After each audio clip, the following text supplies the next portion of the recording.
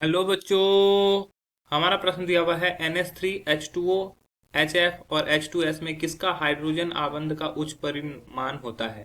चार ऑप्शन है हमारे पास। अधिकता ध्रुवता के कारण HF का, इलेक्ट्रॉन एकाकी युग्म के कारण H2O का, नाइट्रोजन के छोटे आकार के कारण NH3 का, सल्फर के उच्च इलेक्ट्रॉन बंधुता के कारण H2S का। चलिए समझते हैं इस प्रश्न को। अगर बात करें इस प्रश्न की मुख्य अवधारणा की, तो मुख्य अवधारणा में हमें समझना होगा हाइड्रोजन बंध के बारे में। ठीक है। हाइड्रोजन बंध। ठीक है। हाइड्रोजन बंध क्या होता है? जब हाइड्रोजन अधिक विद्युत ऋणात्मक तत्व, अधिक विद्युत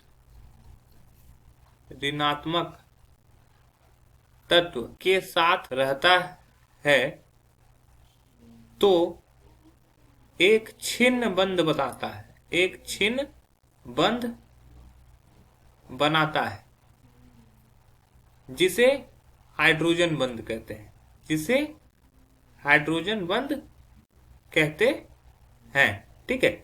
ये खास करके सबसे ज्यादा जो हाइड्रोजन बंध बनेगा, सबसे प्रबल हाइड्रोजन बंध जो बनेगा वो फोन से बनता है। फ्लोरीन, ऑक्सीजन और नाइट्रोजन, ये तीनों से ये प्रबल हाइड्रोजन बंध बनता है। अब यहां पर क्या है कि HF भी प्रेजेंट है, O भी प्रेजेंट है, N भी प्रेजेंट है, H2S है, तो H2S से प्रबल बंध नहीं बन पाता है उतना, तो ये ऑप्शन डी पहले ही गलत हो जाता है। ठीक है। अब इस तीनों में सबसे अधिक प्रबलता से किसके साथ जुड़ेगा? तो यहां पर सबसे अधिक प्रबलता से जो जुड़ता है ये फ्लोरीन के साथ जुड़ता है।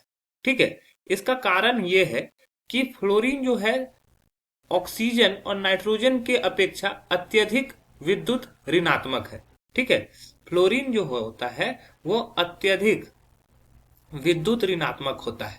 ठीक है। और जो जितना ज्यादा विद्युत ऋणात्मक होगा वो उतना तेजी से, वो और उतना आसानी से हाइड्रोजन के साथ जुड़ेगा, क्योंकि हाइड्रोजन जो होता है वो विद्युत धनात्मक होता है। ठीक है। ये H+ आयन बना सकता है, तो ये अत्यधिक विद्युत ऋणात्मक के साथ आसानी से, अत्यधिक विद्युत ऋणात्मक होता है। ऐसा बोल सकते हैं पीरियोडिक टेबल में सबसे ज्यादा विद्युत ऋणात्मक अगर होता है तो वो क्या होता है? फ्लोरीन होता है। तो फ्लोरीन बहुत अत्यधिक विद्युत ऋणात्मक है, अतः क्या होता है? यह हाइड्रोजन से आसानी से जुड़ जाता है, अतः आसानी से H बंध बनाता है, आसानी से H बंध बनाता है। अब ये बहुत ज्यादा विद्युत ऋणात्मक है तो इसमें ध्रुवणता भी, अत्यधिक ध्रुवणता भी पाया जाता है।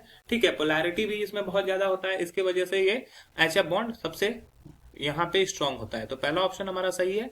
दूसरा है कि H2O से, तो एकाकी युग्म यहाँ पे बात नहीं हो रहा है, क्योंकि फ्लोरीन के पास भी एकाकी युग्म उपस्थित होते हैं, तो एकाकी युग्म पर हाइड्रोजन बंध निर्भर नहीं करता, तो ये गलत हो जाएगा। और छोटे आकार के नाइट्रोजन आकार में NH3, तो अगर बात करें छोटे आकार की तो फ्लोरीन का आकार और भी छोटा होता है, तो ये भी गलत हो जाएगा। तो हमारा जो सही उत्तर हो जाएगा वो हो जाएगा ऑप्शन ए। आशा है कि यह प्रश्न आपको समझ में आया होगा। धन्यवाद।